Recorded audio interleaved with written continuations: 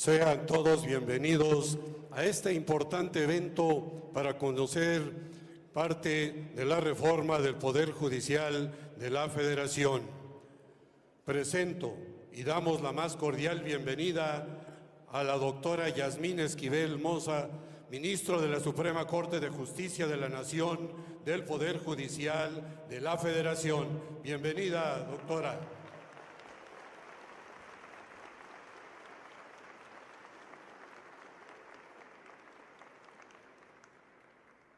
Al anfitrión de este evento, al senador de la República y secretario general del Sindicato Nacional de Trabajadores de la Educación, maestro Alfonso Cepeda Salas.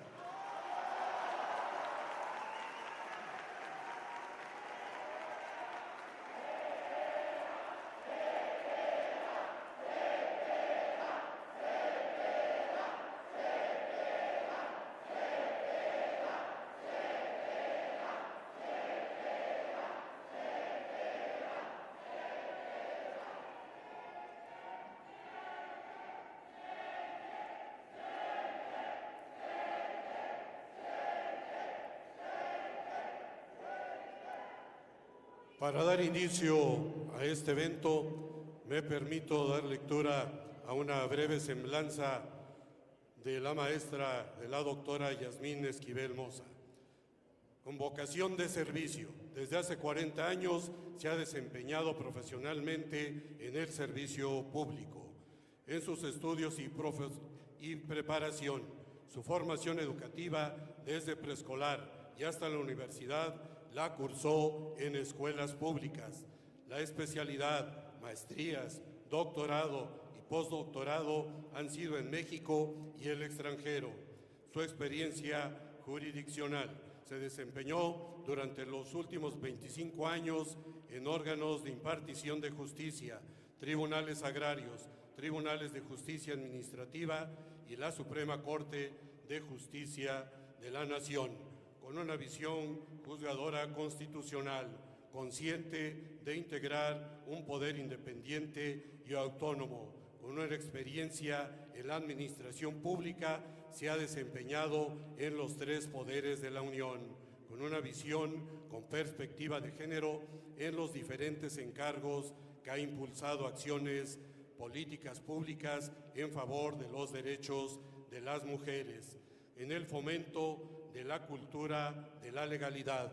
Como juzgadora, asume el papel que le corresponde para promover y fomentar la cultura de la legalidad y el respeto a los derechos humanos. Esta es una breve semblanza de la currícula de la doctora Yasmín, a quien le solicitamos muy atentamente su mensaje.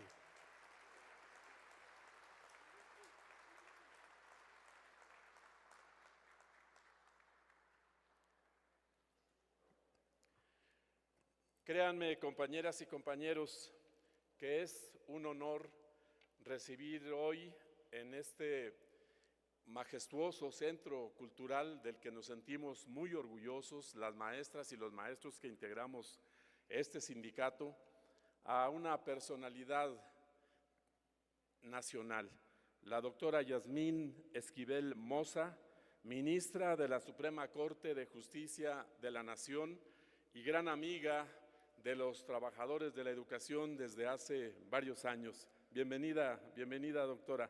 Nos da mucho gusto que esté aquí con nosotros.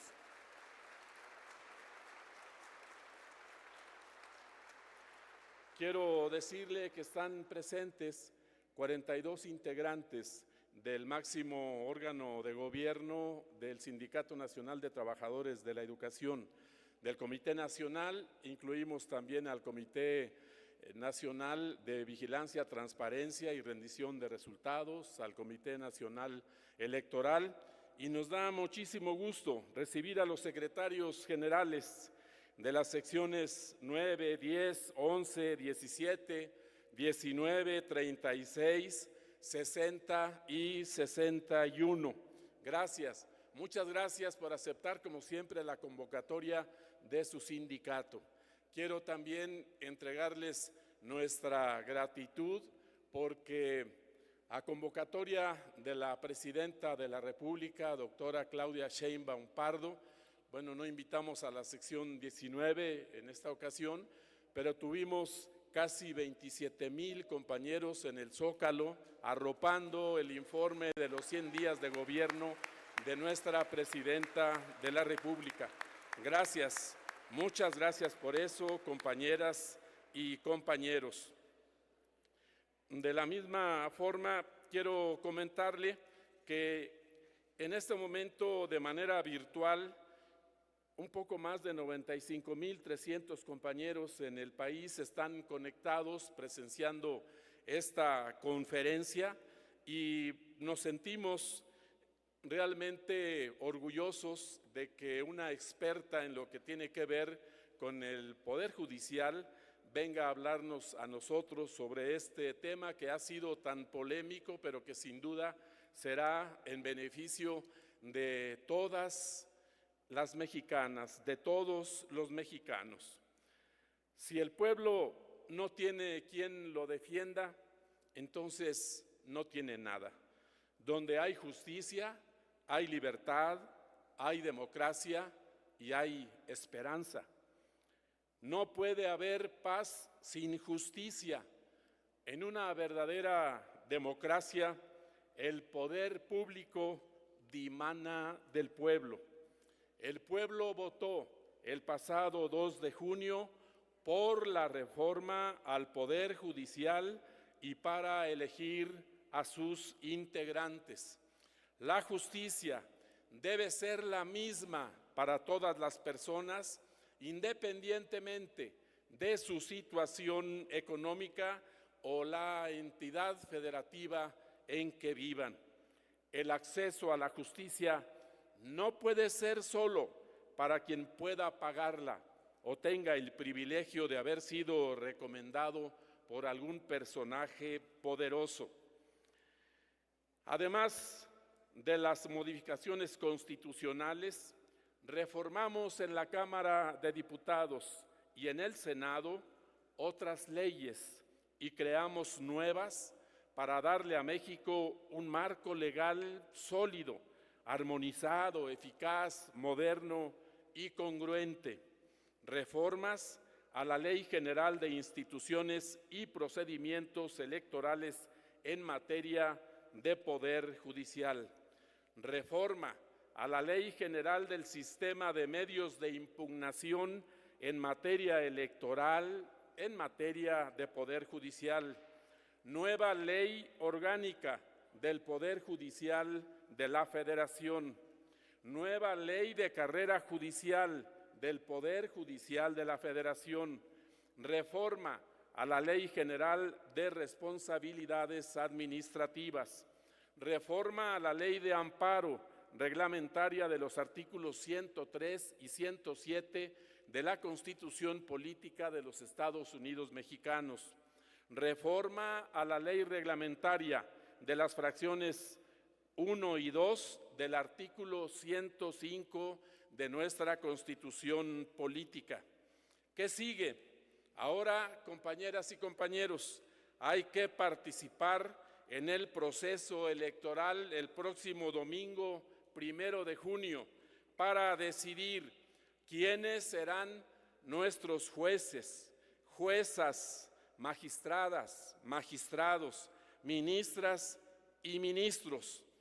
La democracia la hacemos todas y todos. Sean bienvenidos.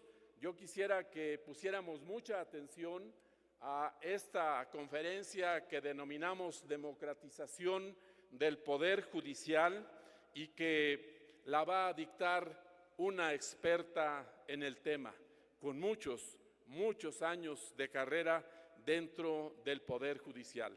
Sea bienvenida, doctora Yasmín, está en su casa, está en la Casa de los Trabajadores de la Educación de México.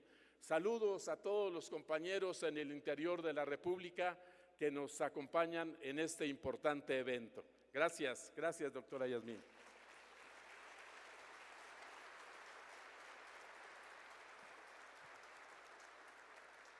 Solicitamos atentamente la intervención de la doctora Yasmín Esquivel Moza, ministra de la Suprema Corte de Justicia de la Nación del Poder Judicial de la Federación. Muchísimas gracias. Muy buenas tardes a todas, a todos ustedes, queridas y queridos maestros. Debo decirles que el día de hoy, que me encuentro aquí en compañía del señor senador en el Presidium, Alfonso Cepeda, me encuentro muy emocionada de ver la calidez con la que fui recibida, emocionada de ver todas las personas que ponen en esta tarde atención a un tema tan importante para nosotros a nivel nacional, y emocionada por estar nuevamente con mis maestros. Como aquí ya se mencionó, señor senador, yo soy producto de la escuela pública.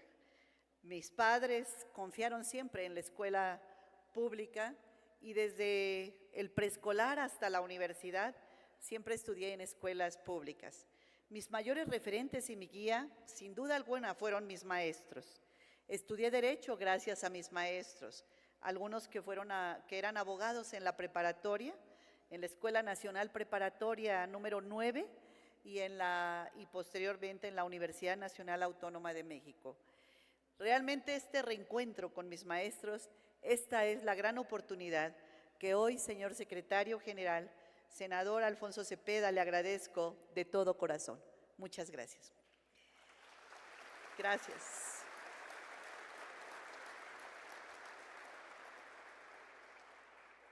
México vive tiempos muy importantes.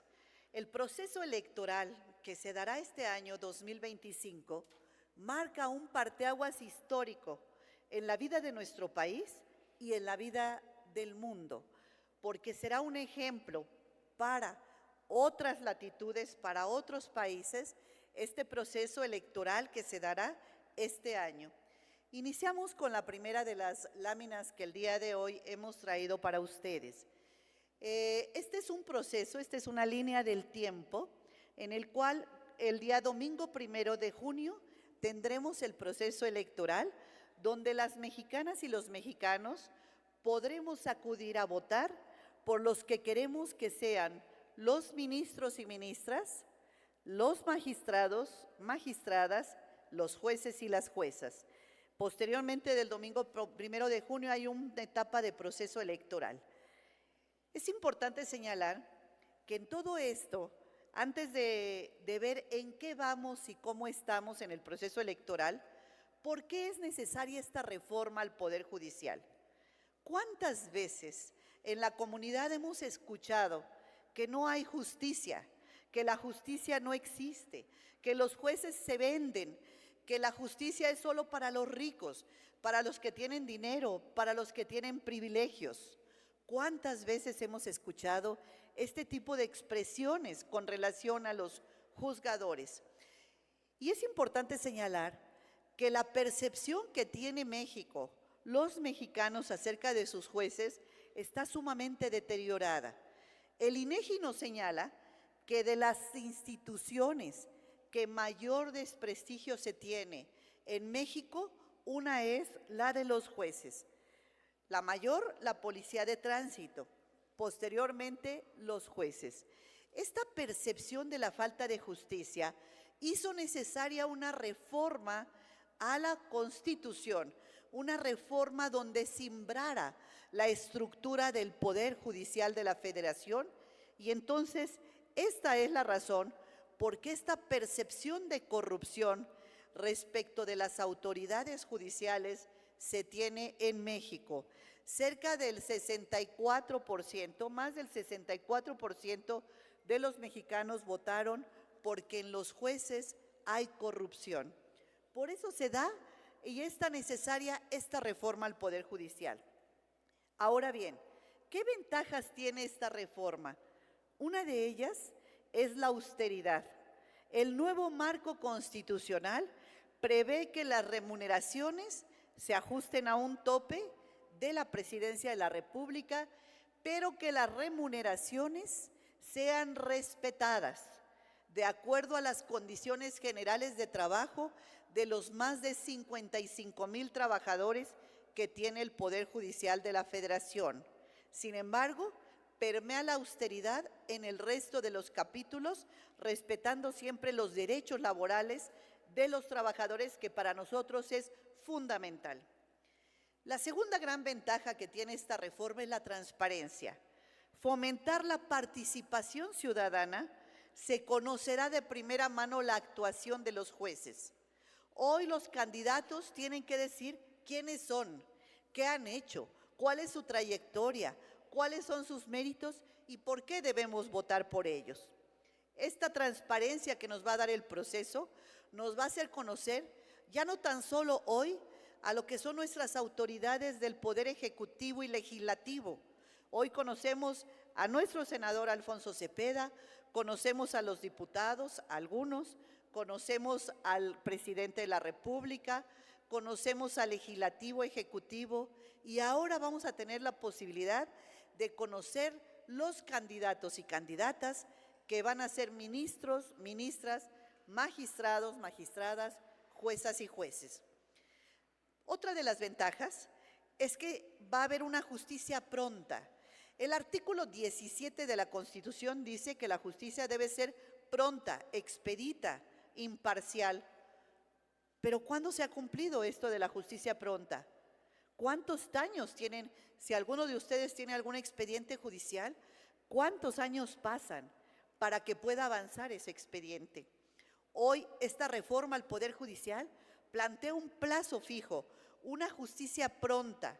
Nos señala porque ya establece un plazo de 6 meses máximos para resolver un asunto, 1 año en materia fiscal, y tiene que acreditar el juez por qué en el plazo que establece la Constitución no ha concluido el expediente.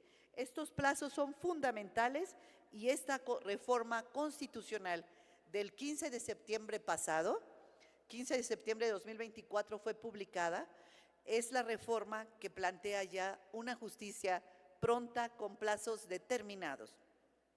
Otro de los aspectos fundamentales es la democratización, que hoy justamente es el tema de la charla, que el Poder Judicial deje de ser una cúpula de poder de unos cuantos para convertirse en el poder de la gente, el poder de la población, el poder de los mexicanos, que los mexicanos acudan a las urnas a marcar, a determinar quiénes quieren ustedes que sean los juzgadores en nuestro país.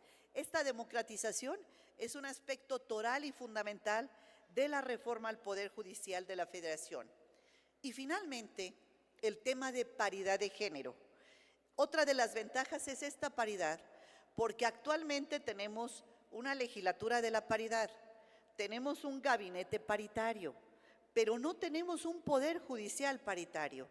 En el Poder Judicial las mujeres apenas llegamos al 25% de lo que son las titularidades de jueces y magistrados. Imagínense nada más, en 500 años de historia, en 200 años de historia, hemos tenido cerca de 500 ministros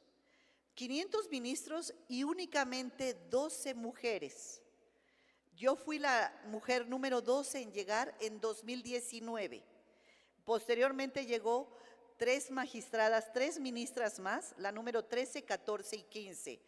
Pero en la historia de la Suprema Corte, en total hemos habido únicamente 15 mujeres, presencia solo de 15 a lo largo de 200 años y cerca de 500 hombres.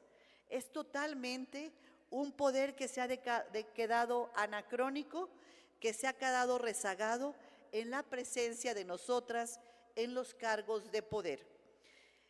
Es importante señalar por qué la presencia de las mujeres, porque las juzgadoras también tenemos una visión y mucho que aportar en la impartición de justicia.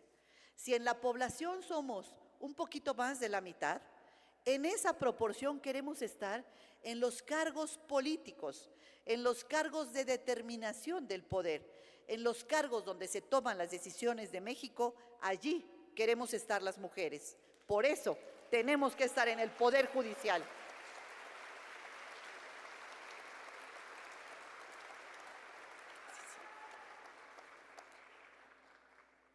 En el año pasado, en 2024, se publica esta reforma al Poder Judicial el 15 de septiembre. Sé que los maestros son de fechas, son de datos históricos.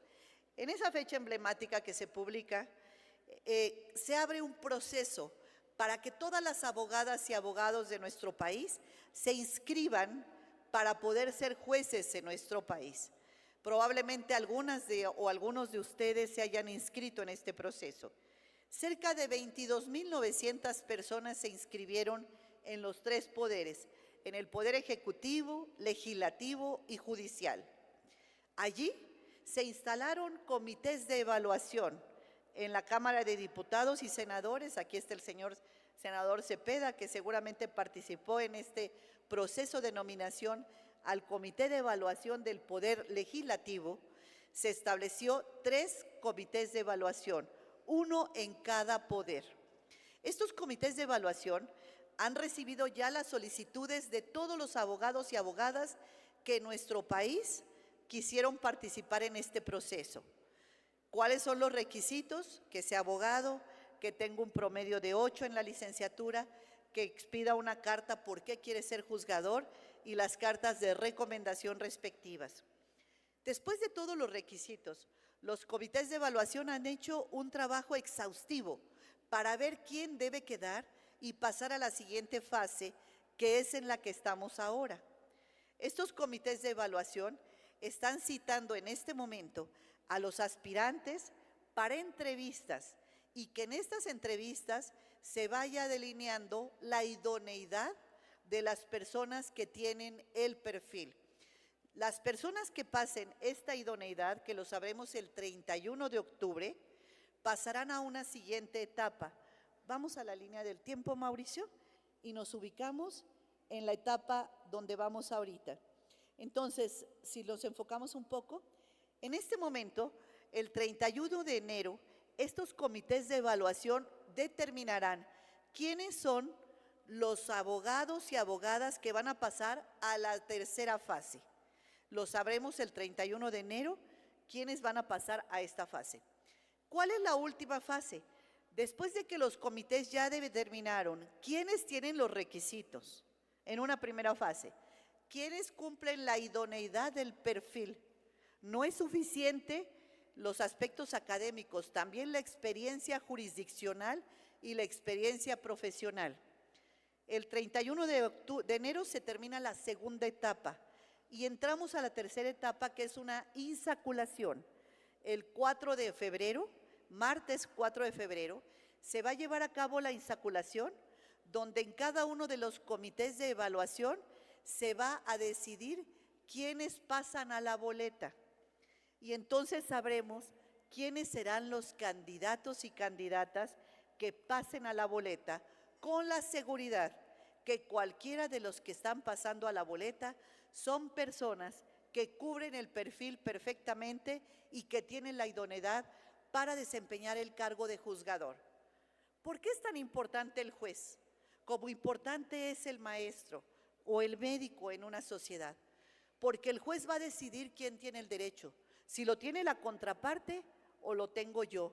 El juez va a decidir si en un conflicto en la sociedad o un conflicto entre un particular y el gobierno, la razón la va a tener uno u otro.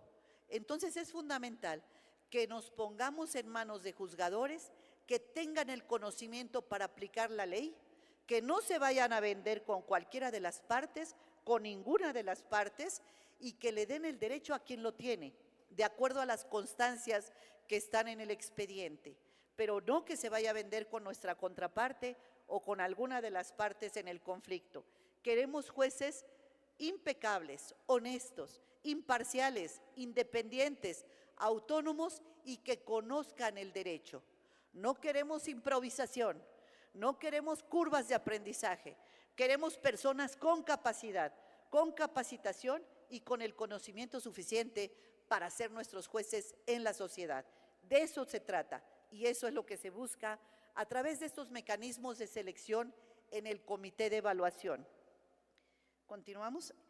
Vamos a elegir el próximo 1 de junio. Cada uno de ustedes va a recibir cerca de 6 boletas a nivel federal. Se van a elegir 881 cargos. Se puede ver que son muchísimos cargos, pero ya que vayamos aterrizando el proyecto y la presentación, verán ustedes que es una elección manejable, que se puede entender claramente qué es lo que vamos a hacer. Se van a elegir 9 ministras y ministros a nivel nacional. Se van a elegir 5 magistrados del Tribunal de Disciplina Judicial. Un tribunal, por cierto, que va a investigar todas las quejas que haya contra jueces y magistrados cuando alguna de las partes considere que el juez o el magistrado actuó de una manera indebida, incorrecta o ilegal. Acudirá al Tribunal de Disciplina Judicial, que por primera vez se crea este tribunal que estará al servicio de los mexicanos que consideren que los jueces actuaron incorrectamente. Después se elegirán 2 magistrados en sala superior del Tribunal Electoral y hasta ahí tenemos 3 boletas nacionales, que es entonces ministros, magistrados del Tribunal de Disciplina Judicial y 2 magistrados del Tribunal Electoral. Después vienen 3 boletas, una regional y 2 por entidad federativa. La boleta para magistrados de sala regional se elegirán 15 magistrados, pero a la hora de acudir ustedes a la votación, solo seleccionan a 3. Ya veremos adelante la boleta. Y para magistrados de circuito, 464 en todo el país y jueces de distrito, 386. Pero vamos a tener muchos candidatos. Por ejemplo, en la primera boleta habrá 84 nombres para elegir 9 ministros. La segunda boleta tendremos 45 candidatos para elegir 5 magistrados. La tercera boleta tendremos 18 candidatos para elegir 2 magistrados. La cuarta boleta será por región y tendremos cerca de 50 candidatos para elegir solo 15 magistrados y así sucesivamente dependiendo de la entidad federativa, el número de candidatos y su correspondiente jueces y magistrados. ¿Cuántas casillas se van a poner? En la elección federal se pusieron cerca de 170,000 casillas, 170,766 casillas. En esta elección prevé el Instituto Nacional Electoral la colocación de 80,000 centros de votación o casillas. Estas 80,000 centros de votación o casillas se va a definir el número exacto en los próximos días por parte del Instituto Nacional Electoral. El INE es el que irá determinando y ajustando mediante acuerdos exactamente cuántas casillas y dónde van a estar ubicadas. Sin duda alguna, cerca de su domicilio tendrán una casilla todos ustedes, los más de 92,000 personas que hoy nos ven a través de las plataformas digitales y todos ustedes que se encuentran en este hermoso centro contemporáneo presencialmente. ¿Qué se va a elegir? Entonces, se van a elegir 881 personas. El 4 de febrero se van a insacular de 16,230, van a quedar 5,379 candidatos. De estos 5,379 candidatos, es importante señalar que también vamos a participar los jueces, magistrados y ministros que nos encontramos en activo y que decidimos no declinar al proceso, sino participar en el proceso. Entonces, cerca del 30% de los jueces en activo que salieron insaculados van a participar en el proceso. Decidieron ajustarse a las nuevas reglas del proceso electoral judicial. Entonces tendremos en total máximo 5,600 candidatos en todo el país. ¿Pero qué vamos a elegir? Vamos a elegir, como lo comentaba yo, en 6 boletas hasta 39 candidatos. Vamos a la primera boleta que ha sido aprobada por el Instituto Nacional Electoral. Allí déjalo un momentito. El Instituto Nacional Electoral ha determinado que en la primera boleta entonces se van a elegir 5 mujeres y 4 hombres, todos ellos por número.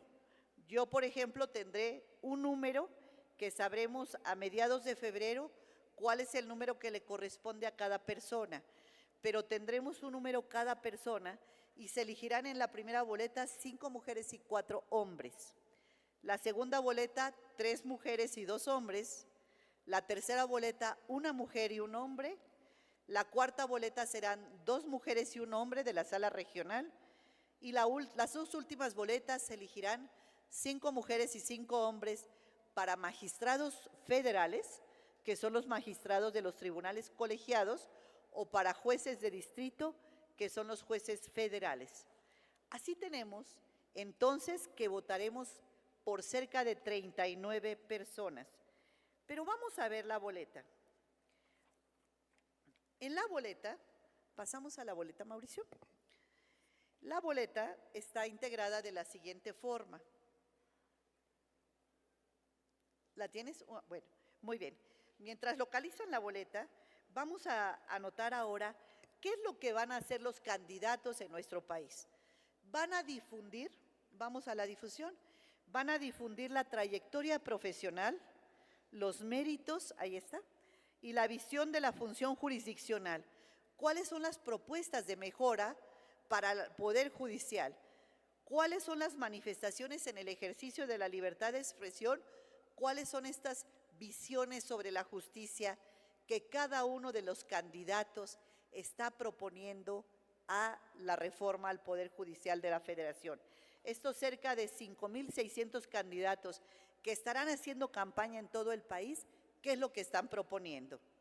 La campaña permite lo siguiente. En esta campaña es una campaña diferente a una campaña constitucional para ser presidente, para ser senador, para ser diputado, presidente municipal. No, esta campaña es diferente porque únicamente se van a poder utilizar las redes sociales, de tal manera que ustedes, el INE va a poner a disposición de los ciudadanos, mediante los dispositivos celulares o computadoras, quiénes son los candidatos de acuerdo a tu sección electoral. Ya nos dimos cuenta que habrá 3 boletas nacionales iguales y 3 boletas que van a ser por entidad federativa. Entonces, el INE va a poner al acceso mediante los dispositivos digitales las aplicaciones para que se pueda conocer quiénes son los candidatos de las boletas nacionales, que son 3, y de las 3 boletas regionales o por entidad federativa o circuito judicial, quiénes son los candidatos en el lugar donde ustedes viven. En la campaña electoral se puede hacer esta mediante el uso de redes sociales o medios digitales que no impliquen erogación alguna. No se permite el pautado para esta campaña digital. Se permite el uso de papel reciclable biodegradable, pero estas son las 2 únicas formas de campaña que permite la ley hasta este momento. También se permite que en el tiempo de usos oficiales y los canales oficiales puedan los candidatos y candidatas promocionar sus propuestas en equidad de condiciones con los demás. Entonces, tendremos un periodo de campaña que será del 30 de marzo al 28 de mayo. Prácticamente abril y mayo son las fechas en que tendremos la campaña de candidatos a la elección judicial.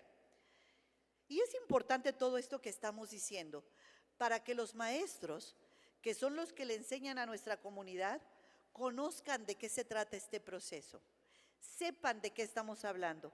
Cuando la comunidad les pregunte en qué consiste esta reforma al Poder Judicial, ustedes puedan tener hoy ya una idea de qué viene, cuándo va a ser la elección, cuándo va a ser la campaña, cómo vamos a conocer a los candidatos, quiénes son esos candidatos, en qué me sirve ir a votar, por qué debo de ir a votar. Vamos a continuar.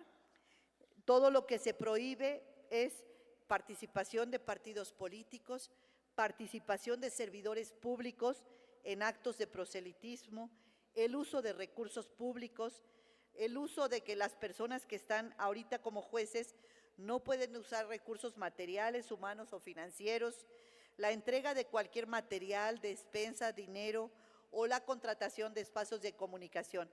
Todo eso está prohibido. Los candidatos que vayamos a elegir van a durar en su cargo toda la lista que estamos presentando. Prácticamente son 8 años en forma general, 6 y 8 años el tiempo de duración de la campaña. Ahora, ¿cuáles son los retos de este esquema? ¿Por qué queremos que funcione? Queremos que funcione porque se tiene que fortalecer la independencia y autonomía judicial. Los jueces tienen que ser autónomos, los elige la población mexicana, los elige las mexicanas y mexicanos. Los jueces tienen que tener autonomía porque no tienen un jefe, tienen que tener autonomía porque solo dependen de la población. Hoy se tiene que mejorar este sistema de procuración de justicia y después de esto va a ir un sistema a las fiscalías.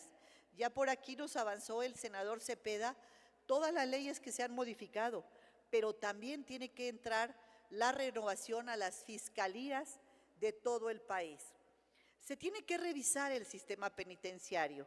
¿Cuántas veces hemos escuchado que hay personas que tienen más de 2 años en la cárcel, privadas de su libertad y que están todavía en la cárcel sin sentencia, porque el expediente va muy lento, porque no se resuelven todos los pasos procesales de su expediente? Por muchas razones que nos dan los jueces, está ahí el expediente y las personas siguen privadas de su libertad. Es muy grave que se deje salir de la cárcel a los delincuentes, pero como grave es tener un inocente en la cárcel. Hoy necesitamos un sistema de justicia y un sistema penitenciario que no tenga a las personas privadas de su libertad sin haberle demostrado que están ahí porque cometieron un delito y porque tienen que ser sancionadas. Tenemos también que impulsar la colegiación de abogados. Ya no queremos que haya coyotes o aquellos que dicen que saben el derecho y que no es así y que solo se dedican a engañar a la gente. Necesitamos impulsar esa colegiación para que los abogados sean abogados preparados académicamente y de excelencia. Tenemos también que fortalecer los medios alternativos de solución de controversias. ¿Cuáles son estos? Aquellos que antes de llegar al juicio pueden ustedes sentarse con su contraparte para tratar de buscar llegar a un arreglo mediante el marco judicial, llegar a un acuerdo con su contraparte y evitarse extensos juicios o que quienes al final ganan son los abogados litigantes, no las partes. Tenemos que pensar en promover esa colegiación, promover esos medios alternativos de solución de controversias. Un tema que me parece importante, el número 6, es la justicia itinerante. Maestros, por ejemplo, tenemos en todo el país. En donde quiera que vayamos a una población más alejada, sin duda alguna tenemos una escuela primaria. Tenemos un maestro que está ahí esperándonos a los niños para que puedan darle su educación básica. Pero no es así con los abogados. Cuando la población necesita un abogado, no hay abogados en las comunidades, no hay abogados en las poblaciones alejadas. Hoy necesitamos abogados cercanos a la gente, abogados cerca de la población, abogados que tengan esa inmediatez para asesorar a una persona, para decirle cuál es el derecho y cuáles son sus facultades y beneficios que le favorece la ley. Hoy necesitamos abogados que asesoren a la comunidad y estos abogados solo se pueden dar mediante la justicia itinerante, que es aquella que va de los centros de población o de las grandes ciudades hacia aquellos lugares donde no existen abogados, pero existen poblaciones demandando justicia. En muchas materias, regularización territorial, en materias de familia, de violencia intrafamiliar, de acoso laboral, de acoso sexual, en tantas materias necesitamos abogados en todo el país que tengan disposición para asesorar a la gente, una defensoría jurídica gratuita que esté en todos los lugares de nuestro país. Necesitamos también como número 7, mejorar el acceso a la justicia digital. Hoy tenemos la mayoría de los mexicanos un dispositivo digital y muchos de nosotros acceso a Internet. Hoy tenemos que explotar esas tecnologías digitales para que podamos tener el acceso a la justicia, que este acceso sea de derechos a los que menos tienen. Actualizar las leyes anacrónicas, un tema que le toca al legislativo. Tenemos el Código de Comercio que es de cerca de 1872. Tenemos leyes anacrónicas que no están actualizadas. Hoy tenemos que hacer una revisión cuidadosa para actualizar esas leyes y que estén a la vanguardia, a la altura de lo que los mexicanos de hoy necesitamos. Tenemos que fortalecer la Defensoría Pública que va de la mano con la justicia itinerante para que tengamos asesores jurídicos gratuitos para aquellas personas que tienen conflictos legales y que no tienen un abogado cerca, ni un defensor, o no tienen el dinero suficiente o los recursos para poder pagar un abogado. Si hoy dejaron de pagarnos la pensión alimenticia, pues solamente cuando tiene un abogado, dinero para pagar un abogado, puede defenderse ante una situación que consideramos que viola un derecho nuestro. Necesitamos abogados y defensores públicos gratuitos, fortalecer estas defensorías públicas. Y finalmente, garantizar el derecho de las víctimas. Las víctimas son las que a veces menos atendemos y como Estado mexicano necesitamos atender a las víctimas. Las víctimas de los delitos, afortunadamente, ha venido disminuyendo los últimos meses la incidencia delictiva en algunos delitos de impacto que nos parece importantes, pero necesitamos también la defensa de atención a las víctimas, que eso nos parece que es fundamental. Finalmente, les quiero mostrar las boletas que ha aprobado el INE. Esta es la primera boleta, la boleta para ministras y ministros que ha aprobado ya el Consejo General del INE. En la parte superior se van a anotar el número de las personas mujeres, 5 mujeres para ministras por las que van a votar las personas, las ciudadanas y ciudadanos. Y del lado derecho, 4 hombres, para que de esta manera, de los 84 candidatos que va a estar en la boleta, 5 mujeres y 4 hombres integren la próxima Corte Democrática que tendremos en nuestro país, que entrarán en funciones el 1 de septiembre. La elección es el 1 de junio y entra en funciones el 1 de septiembre. Y así sucesivamente, las siguientes boletas para el Tribunal de Disciplina Judicial. Esta es la boleta para el Tribunal Electoral, la Sala Regional, 2 mujeres y 1 hombre. La boleta para el Tribunal de Disciplina Judicial, 3 mujeres y 2 hombres. La boleta para la Sala Superior del Tribunal Electoral, que es 1 mujer y 1 hombre. Y la boleta para magistrados y jueces, que será 5 mujeres y 5 hombres, igual la boleta de los jueces federales. ¿Cuántos candidatos vamos a tener? En las boletas por entidad federativa depende de cada entidad federativa. Oaxaca, por ejemplo, tendrá un número mínimo de candidatos, cerca de 30, 40 candidatos, pero en cambio Ciudad de México tiene más de 100 o 200 candidatos para elegir 5 mujeres y 5 hombres. Ya para las boletas por entidad federativa tenemos el análisis cuántos candidatos hay por cada una de las entidades federativas. Pero como ustedes podrán ver y advertir, el número que vayan ustedes colocando en las boletas es fundamental.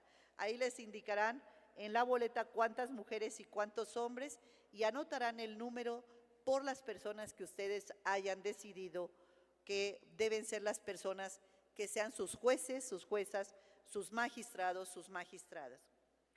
Finalmente, además de nuevamente reiterar mi agradecimiento a todas las secciones que se encuentran hoy presentes, las secciones de trabajadores de la educación, de mis maestras y maestros, del señor secretario general, el senador Alfonso Cepeda, quien con esto manifiesta su compromiso por la democracia, manifiesta su compromiso con la Constitución, porque esto es una reforma constitucional, y manifiesta fundamentalmente su compromiso con su base trabajadora para que esté enterada de lo que está sucediendo a nivel electoral, a nivel judicial y a nivel nacional, este compromiso por la justicia que manifiesta hoy su secretario general y sus agremiados, ustedes, líderes de cada uno e integrantes de cada una de las secciones, es importante señalarlo, es por el bien de México, porque de esto depende que la justicia nos vaya bien a México. Hoy yo quiero decirles que nada me da más gusto que haya justicia para los mexicanos, justicia para los trabajadores de la educación, justicia para todos ustedes y sobre todo justicia para los que menos tienen. Una justicia de puertas abiertas, una justicia de jueces cercanos a la gente, una justicia de jueces humanistas, una justicia al servicio de México. Muchísimas gracias.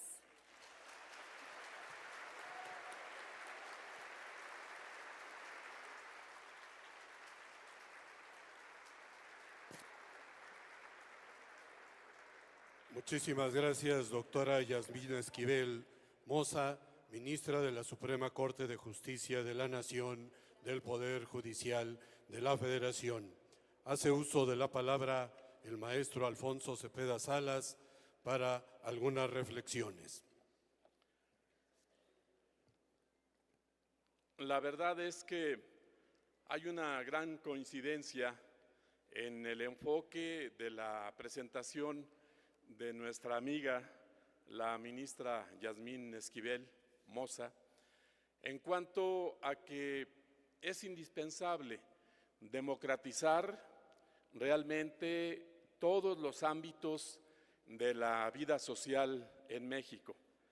Quiero decirle que hemos concluido con la elección de las directivas seccionales en todo el país mediante voto universal, directo, secreto y nominal, y que nuestras compañeras y compañeros, por primera vez en la historia de esta organización, tuvieron la oportunidad de elegir libremente a sus dirigentes seccionales. Su voto contó, cada voto fue tomado en cuenta. Por eso le quiero decir que aquí hoy están presentes compañeras y compañeros que han sido electos por este procedimiento y que nos sentimos muy orgullosos de haberle dado a la sociedad de México verdaderas lecciones de civismo político sindical, y que las maestras y los maestros no nada más impartimos conocimientos o compartimos conocimientos con nuestros estudiantes en las aulas, también los compartimos con los ciudadanos, con las ciudadanas, y por eso quiero decirle que aquí en la sección 9, que comprende educación inicial, preescolar y primaria, fueron electos compañeros que encabeza el maestro Ulises Chávez Tenorio, que son dirigentes legales y legítimos, que también en la sección 10, de la misma forma y con ese procedimiento, fue electo un equipo que encabeza el maestro Arturo Alejandro Salazar Lara. La sección 10, que comprende educación secundaria, educación media superior y también superior. En la sección 11, que son los compañeros del personal de apoyo y asistencia a la educación, fueron electos compañeros que encabeza el maestro Emilio Ortiz Amaro. E igualmente, en la sección 17 acaba de ser electo un equipo de nuevos dirigentes que encabeza el maestro José Alfredo Geraldo Benoit. Y también en la sección 19 de Morelos fueron electos compañeros que encabeza el maestro Joel Sánchez Vélez. En la sección 36, que también acaba de tener su proceso de elección, encabeza el equipo del comité seccional la maestra Mónica Miriam Gramillo Velasco. En la sección 60 fueron electos compañeros que encabeza el ingeniero Carlos Gómez Rodríguez, en el Politécnico Nacional, y en la sección 61 del Instituto Tecnológico Nacional de México, que son todos los tecnológicos del país, el ingeniero Armando Ábalos Arceos, todos dirigentes legales y legítimos. Ahora estaremos preparando la otra etapa en un proceso que no es nada sencillo, porque somos más de 2,5 millones de trabajadores de la educación, entre jubilados, pensionados y activos, porque también ellos siguen perteneciendo al sindicato, aun cuando ya no coticen. Así lo establece nuestro estatuto, y obviamente tendremos que seguir una ruta muy compleja, muy complicada, pero gracias a la estructura que se ha formado con el tiempo en nuestra organización, estamos seguros que lo haremos con mucho éxito. Dice la ministra Yasmín Esquivel que ella se considera la ministra de las maestras, de los maestros y de los trabajadores de la educación. En su momento habrá de buscar la presidencia, de la Suprema Corte de Justicia de la Nación, y ojalá que logre su objetivo para que tengamos una presidenta del máximo órgano de justicia en este país que esté identificada con las maestras y con los maestros y con los compañeros del personal de apoyo y asistencia a la educación. Si me permiten, yo terminaría diciendo que lo que motivó esta reforma al Poder Judicial fue que ha habido, como ya lo dijo la ministra en su exposición, muchísimos casos relacionados con la impunidad y con la falta de justicia en México durante las últimas décadas. Esto ha sido resultado de la ausencia de una verdadera independencia de las instituciones encargadas de impartir justicia, así como el distanciamiento entre las autoridades judiciales y la sociedad, lo que ha restado sin duda credibilidad en su actuación y pérdida de legitimidad en sus decisiones. Cuando yo participé con este tema en el Senado, hablaba de que tenemos ejemplos muy concretos de compañeras y compañeros, desde dirigentes seccionales, que por capricho de los gobernadores en sus estados fueron privados de su libertad de manera injusta, y que, aún demostrando su inocencia, privaba la voluntad caprichosa de esos gobernadores, pero también muchos casos de trabajadores de la educación que, si no tuvieran su sindicato, que si no tuvieran su colegiado nacional y seccional de asuntos jurídicos, estarían en la indefensión, estarían en la orfandad en este sentido. Por eso hay una gran convicción sindical en esta organización, porque prevalece nuestro sentido de unidad y sobre todo de solidaridad. Ojalá que siempre sea así.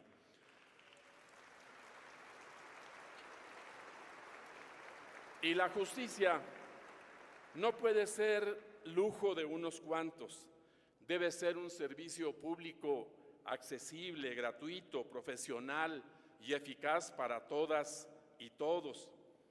La paz, ya lo decíamos, solo puede ser producto de la justicia, pero no puede haber justicia si los órganos responsables de garantizarla muestran incapacidad o desinterés en cumplir con sus deberes, o peor aún, privilegian los intereses de grupos de poder que son contrarios al interés público y de la nación.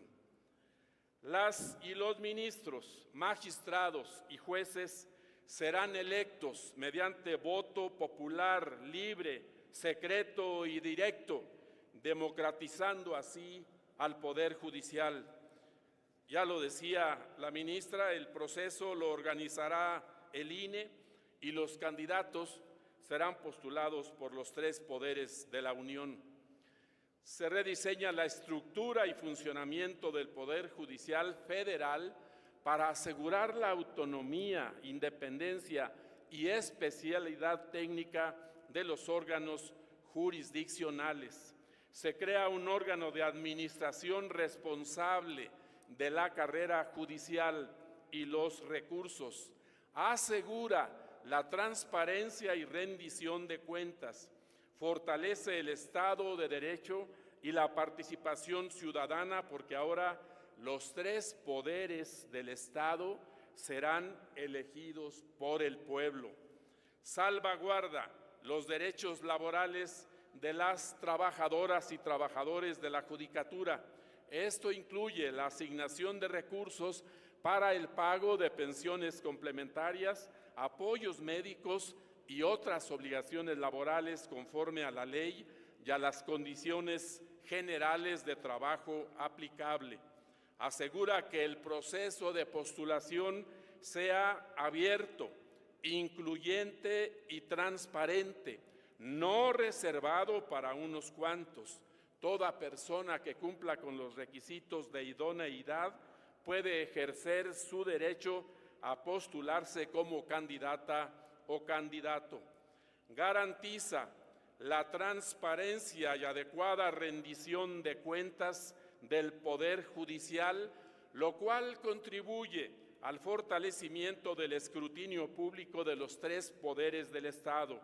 Se acabaron los tiempos de la opacidad y de las decisiones unilaterales en perjuicio de los derechos de las personas. La elección será en junio de este año. Las y los candidatos electos tomarán posesión el 1 de septiembre. Y la importancia de reformar el Poder Judicial radica en que recobra la confianza de las mexicanas y mexicanos en el sistema de justicia. Garantiza una justicia auténtica e independiente para todas y todos, no solamente para quienes puedan pagarla. Elimina los excesos y privilegios de las y los funcionarios judiciales. Combate el nepotismo, el influyentismo y la impunidad. Asegura la excelencia ética y profesionalismo de las personas juzgadoras mediante la evaluación del desempeño. Establece mecanismos eficaces de disciplina y rendición de cuentas. Fortalece el Estado de Derecho y hace valer la división de poderes. Evita que los jueces paralicen obras y políticas estratégicas en beneficio del desarrollo nacional. Acaba con los juicios interminables y hace más ágil la resolución de los asuntos. El pueblo elegirá libremente a jueces, juezas, magistrados, magistradas, ministras y ministros. Y en esta gran cruzada, compañeras y compañeros, tenemos que asumir la responsabilidad que tenemos como educadoras, como educadores de los mexicanos. Y bien lo decía la ministra Yasmín Esquivel, hay trabajadores de la educación en todos los rincones de este país. Ahora, nuestra responsabilidad es tratar de explicarles a los padres de familia, a las madres de familia, a los ciudadanos, a las ciudadanas, en qué va a consistir esta elección y qué importante es que también se democratice el poder judicial. Debemos también tomar conciencia nosotros de ello. Y yo agradezco que haya la más amplia disposición de la ministra Yasmín Esquivel Moza para ir por todo el país y de manera presencial hacer esta explicación que tanto necesitamos los trabajadores de la Educación de México. Le tomamos la palabra, ministra, y esperamos realmente que a partir del día 1 de septiembre sea usted una digna representante del Magisterio Nacional en la presidencia de la Suprema Corte de Justicia de la Nación. Mucho éxito, muchas gracias compañeras y compañeros, gracias a quienes se conectaron en las secciones del interior del país y que sea para bien del pueblo de México, que sea para bien de esta querida patria en la que mucho en cuanto a su futuro inmediato, tiene que ver el Sindicato Nacional de Trabajadores de la Educación. Gracias, buenas tardes.